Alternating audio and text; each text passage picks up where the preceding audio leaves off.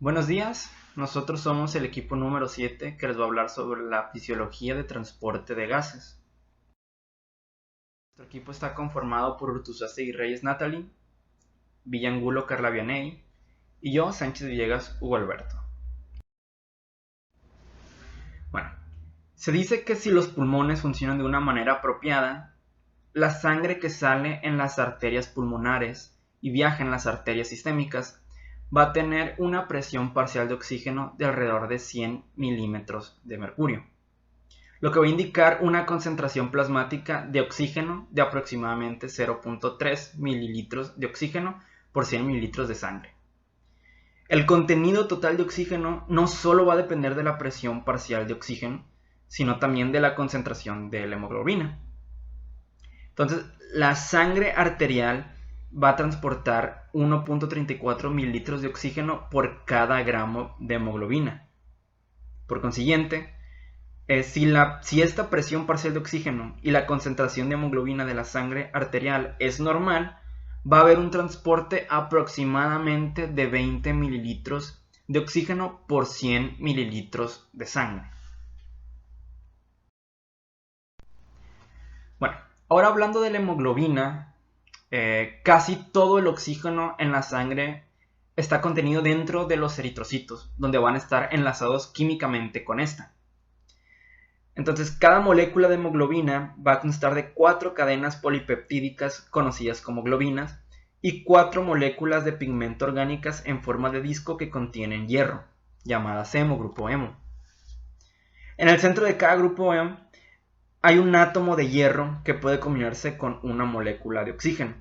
Así pues, una molécula de hemoglobina puede combinarse con 4 moléculas de oxígeno. De esta manera, el hierro puede compartir electrones y unirse con el oxígeno para formar oxihemoglobina, que es otra forma de hemoglobina. Como veremos más adelante, hay varias formas de esta hemoglobina.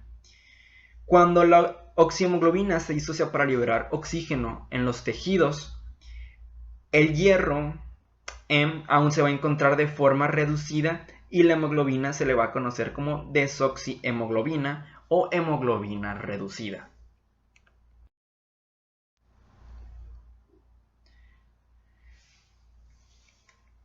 La hemoglobina oxidada, también conocida como metahemoglobina, va a contener hierro en estado oxidado, es decir, no puede participar en el transporte de oxígeno. La saturación porcentual de oxihemoglobina evalúa que también los pulmones han estado oxigenando la sangre. Se dice que un valor normal de la sangre es del 97% y el resto va a estar compuesto de otras formas de hemoglobina en formas variables como desoxihemoglobina, carboxihemoglobina y metahemoglobina. La capacidad de transporte de oxígeno de la sangre está determinada enteramente por su concentración de hemoglobina, como lo mencioné anteriormente. Bueno, ahora vamos a hablar de algo que se le conoce como reacción de carga y descarga. La desoxihemoglobina y el oxígeno se van a combinar para formar la oxihemoglobina, que a esto se le va a conocer como la reacción de carga. Mientras que la oxihemoglobina se va a disociar para dar desoxihemoglobina y moléculas de oxígeno libre, que es la reacción de descarga. Básicamente la reacción de carga es, por así decirlo, es cuando el oxígeno se une a la hemoglobina para ser transportado, mientras que la reacción de descarga, es cuando sueltan las moléculas de oxígeno libre para ser depositadas en los tejidos. Entonces, la reacción de carga ocurre en los pulmones y la de descarga en los capilares sistémicos. Así, la carga y la descarga pueden mostrarse como una reacción reversible. Y de aquí va a salir una ecuación, que es esta, que dice que el grado al cual la reacción irá en cada dirección, que es derecha o izquierda, como se ve aquí, va a depender de dos factores: la presión parcial del ambiente, la afinidad y la fuerza de enlace entre hemoglobina y el oxígeno. Es decir, si la presión parcial de oxígeno alta va a impulsar la ecuación hacia la derecha, a la presión parcial de oxígeno alta de los capilares pulmonares. Entonces, esto va a favorecer la reacción de carga. Es decir, casi todas las moléculas de desoxihemoglobina se van a combinar con oxígeno. Mientras que la presión parcial de oxígeno baja en capilares sistémicos va a impulsar la reacción en dirección opuesta. Que va a estar promoviendo la reacción de descarga. Así como se mira en la imagen, la reacción de carga hacia la derecha, que es en los pulmones, y la reacción de descarga hacia la izquierda, que es hacia los tejidos. Por último, pues como mencioné anteriormente, la afinidad también va a ser un factor importante para esto. La afinidad entre la hemoglobina y el oxígeno también va a influir sobre las reacciones que les acabo de mencionar, que es la de carga y la de descarga. La fuerza del enlace entre la hemoglobina y el oxígeno en circunstancias normales es suficientemente fuerte o débil según lo que se necesite. Es decir, es suficientemente fuerte como para que el 97% de la hemoglobina que abandona los pulmones esté en una forma de oxihemoglobina, o suficientemente débil como para descargar cantidades adecuadas de oxígeno para sostener la respiración aeróbica en los tejidos.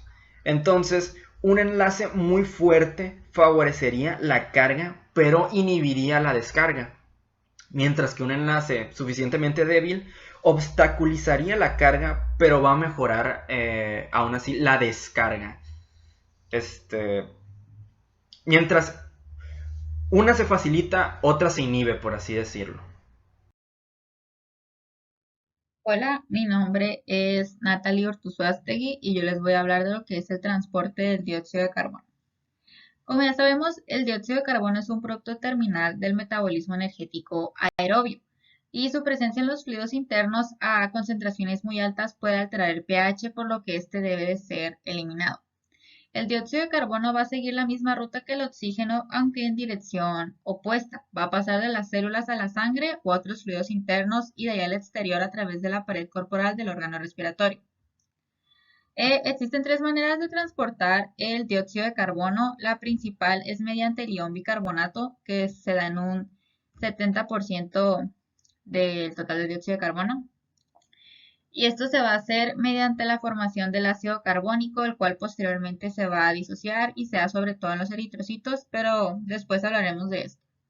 La otra manera es mediante la carbaminohemoglobulina, que se da en un 20% de las veces, y el otro método que tenemos es mediante la disolución en el plasma del dióxido de carbono, que se da en un 10% de las veces.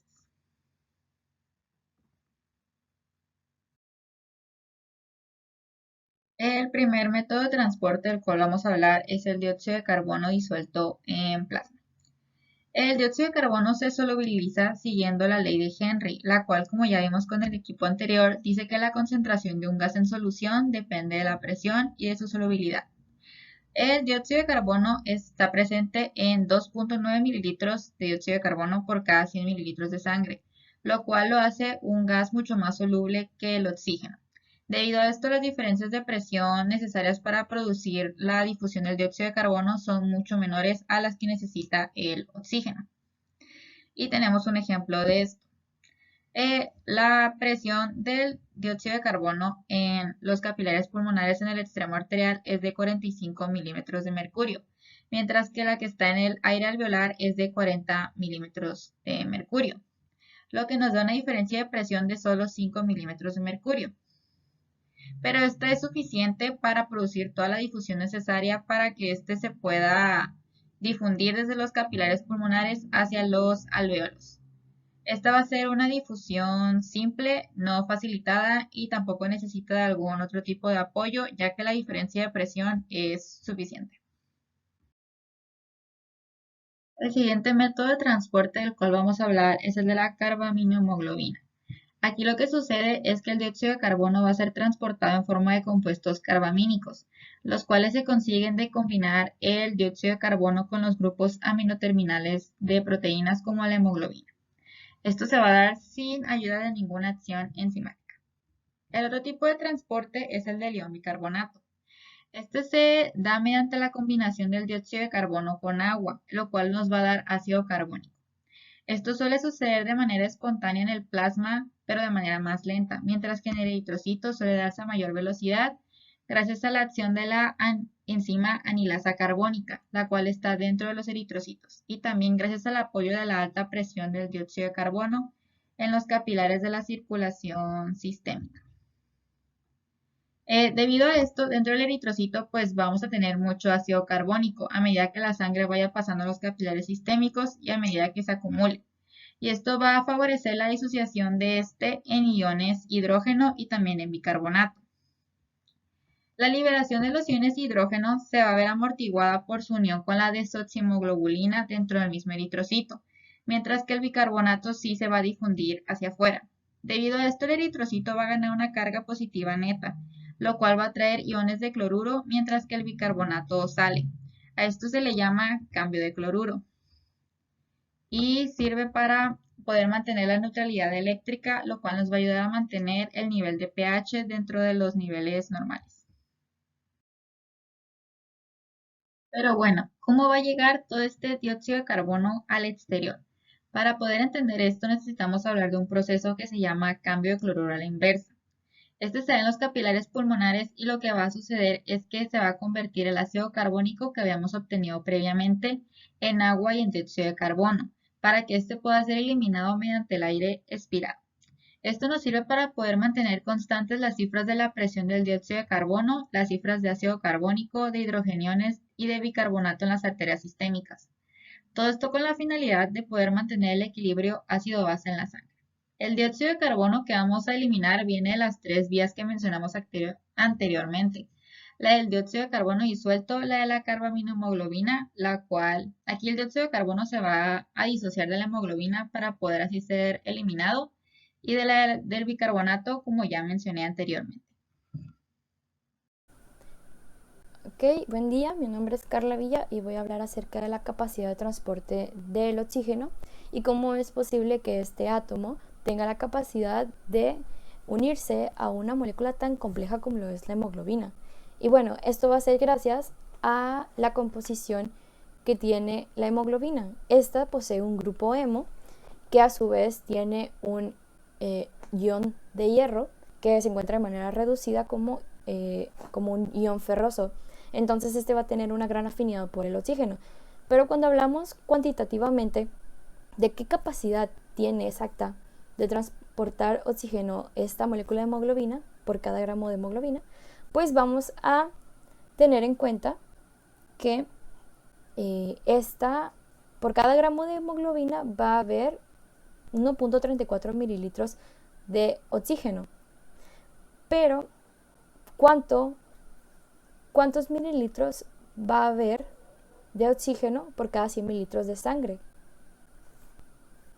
Esto vamos a sacarlo con una regla de 3 fácil, porque se sabe que 1.34 mililitros de oxígeno va a ser transportado en un gramo de hemoglobina y que 15 gramos de hemoglobina son las que lo contiene cada 100 mililitros de sangre.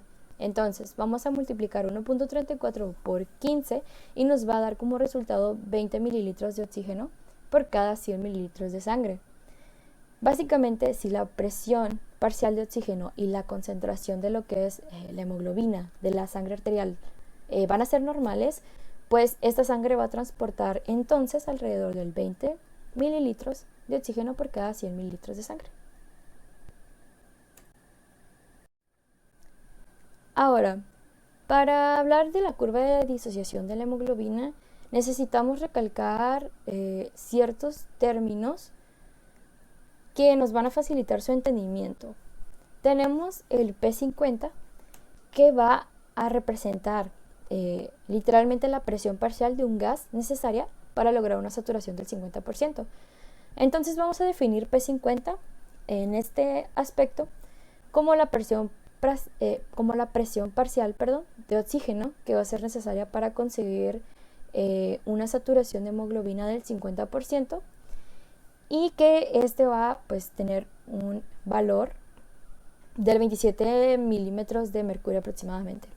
Entonces, a cuanto más sea alta la P50, vamos a ver que va a haber menos afinidad de la hemoglobina por el oxígeno, Y viceversa, si tenemos un P50 bajo, va a haber mayor afinidad de la hemoglobina por el oxígeno.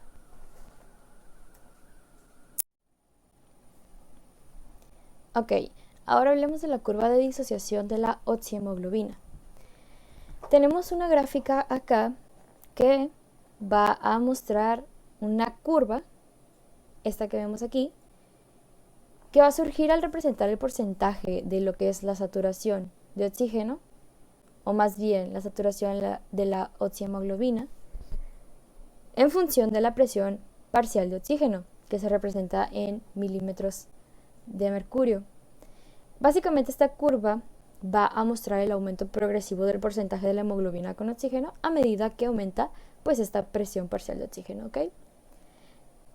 Bueno, cuando hablamos de una presión parcial de 100 milímetros de mercurio, esta al pasar por la sangre, al pasar la sangre hacia los pulmones, o más específicamente los alvéolos, vamos a adquirir el 97% de saturación. Entonces, la oxihemoglobina va a estar saturada al 97%, porque en ese lugar va a cargarse de oxígeno, de hemoglobina, ¿ok? Entonces, una vez que esta pasa hacia los tejidos, va a reducirse hasta el 75%.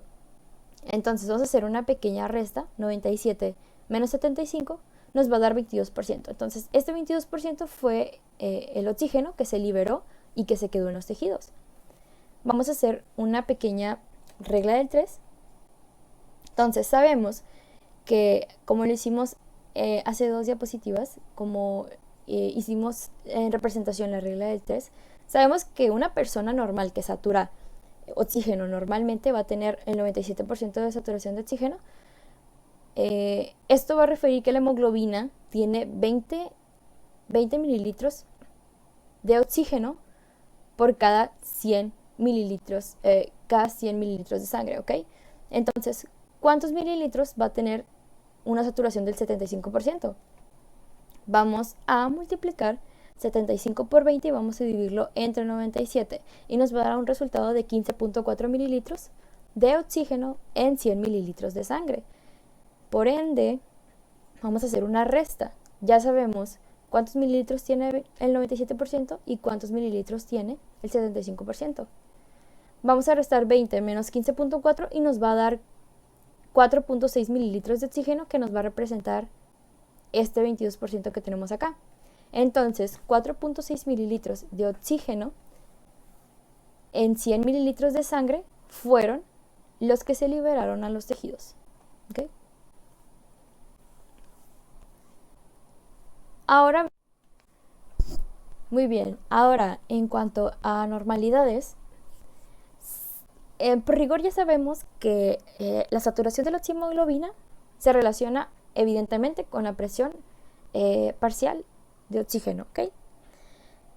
Pero aquí vamos a tomar de referencia ahora sí el término que usamos al inicio, que es el P50. Como les comenté, una saturación del 50% va a representar el 27, aproximadamente, el 27 milímetros de mercurio, como la presión parcial de oxígeno, ¿ok? Entonces, ante una desviación de esta curva hacia la derecha, va a estar dada por el aumento de los hidrogeniones, el aumento del 2,3-disfosfoliliserato eritrocítico, por el aumento de la temperatura y por el aumento de la presión parcial de dióxido de carbono.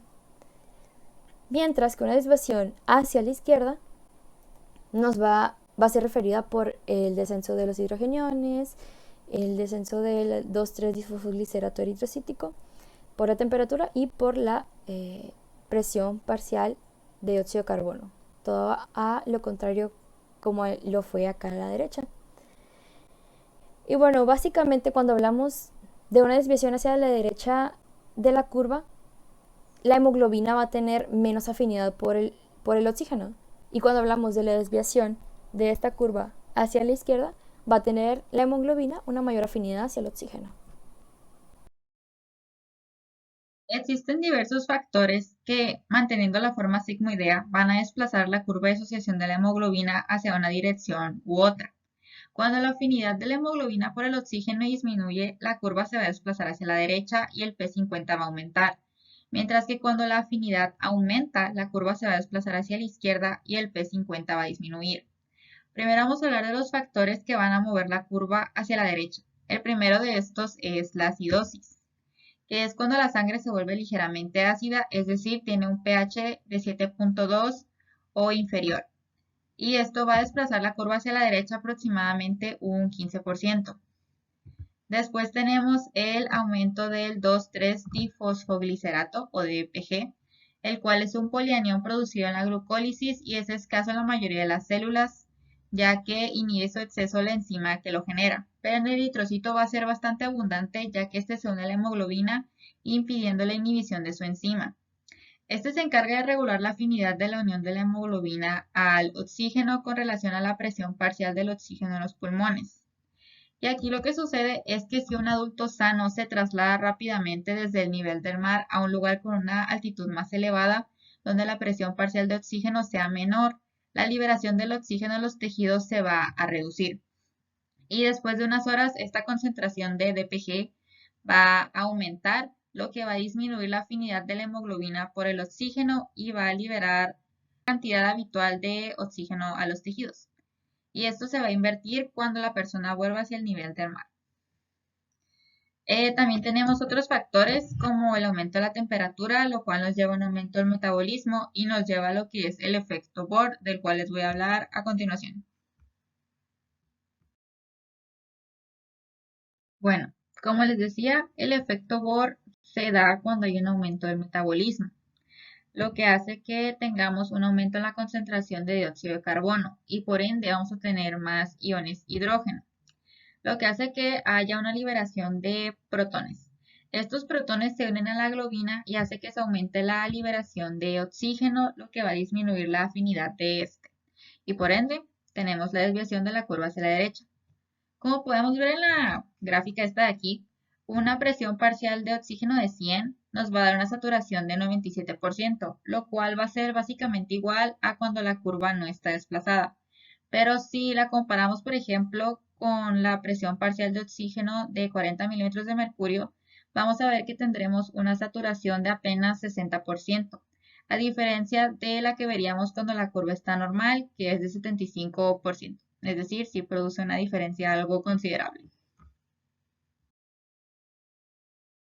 Ahora vamos a hablar de los factores que van a desplazar la curva hacia la izquierda. El primero de estos es la alcalosis, que es cuando la sangre va a tener un pH de 7.6 o más, y pues va a desplazar a la curva hacia la izquierda en un porcentaje similar al de la acidosis, es decir, un 15%. Después tenemos lo que es la hemoglobina fetal, la cual se une al DPG con menos afinidad que la hemoglobina del adulto y por tanto la hemoglobina fetal va a fijar más oxígeno, lo que va a facilitar la cesión de este desde la circulación materna a la fetal. Y también tenemos lo que es el efecto Haldane. Este se da en los capilares pulmonares cuando la concentración de oxígeno es elevada. Y esto hace que se reduzca la afinidad de la hemoglobina por el dióxido de carbono, lo cual va a desplazar la curva hacia la izquierda, ya que se aumentaría la afinidad del oxígeno hasta 500 veces más. Es decir, es lo opuesto al efecto Bohr. Y pues en resumen, tenemos menos dióxido de carbono, lo cual nos da menos iones hidrógeno y por ende nos va a dar una curva que está hacia la izquierda. Muy bien, y ya para finalizar vamos a hablar de la saturación de oxígeno en la sangre arterial y venas. Las presiones parciales de los gases en sangre, tales como los valores que vemos aquí, los valores de las presiones parciales de oxígeno y las presiones parciales de dióxido de carbono, pues básicamente son el resultado del intercambio de gases en los alvéolos pulmonares, el intercambio de gases entre los capilares sistémicos y entre las células del cuerpo. Vamos a centrarnos aquí más que nada en la presión parcial de oxígeno y vamos a ignorar un poquito a dióxido de carbono porque nos interesa la saturación de oxígeno. Entonces, la sangre en las venas sistémicas que es llevada a los pulmones por las arterias pulmonares, por lo general va a tener una presión parcial de oxígeno de 40 milímetros de mercurio. Después del intercambio de los gases en los alvéolos, la sangre en las venas pulmonares y en las arterias sistémicas va a tener una presión parcial de oxígeno de alrededor de 100 milímetros por mercurio. ¿Ok? Aquí los valores en la sangre arterial son relativamente constantes y por eso es que van a tener una gran importancia en la clínica, porque van a reflejar la función pulmonar como tal. La medición de los gases en la sangre venosa pues no es tan útil, puesto que estos valores son un poco más variables. Y bueno, volviendo a lo que es la circulación sistémica, tenemos que la presión arterial media, ¿ok?, es de 90 a 100 milímetros de mercurio. En ellos hay disueltos aproximadamente 0.29 mililitros de oxígeno en cada 100 mililitros de sangre. Y cuando la presión parcial de oxígeno llega a disminuir, o sea, en vez de 100, llega a disminuir a 40 mililitros de lo que es de mercurio, aquí en los capilares tisulares solo va a permanecer entonces disueltos 0.12 mililitros de oxígeno. En otras palabras, estamos hablando que normalmente se transportan 0.17 mililitros de oxígeno en el estado disuelto a los tejidos por cada 100 mililitros de flujo sanguíneo arterial. Esta cifra pues viene siendo un poquito menor que los casi 5 mililitros de oxígeno que llega a transportar la hemoglobina de los eritrocitos. Por tanto, esta cantidad de oxígeno que se transporta hacia los tejidos en lo que es un estado disuelto normalmente pues es pequeña, y solo aproximadamente lo que es el 3% del total en comparación con el 97% que llega a transportar la hemoglobina. Y bueno, esto ha sido todo por nuestra parte. Muchísimas gracias por su atención y a continuación se ven las referencias que llegamos a utilizar.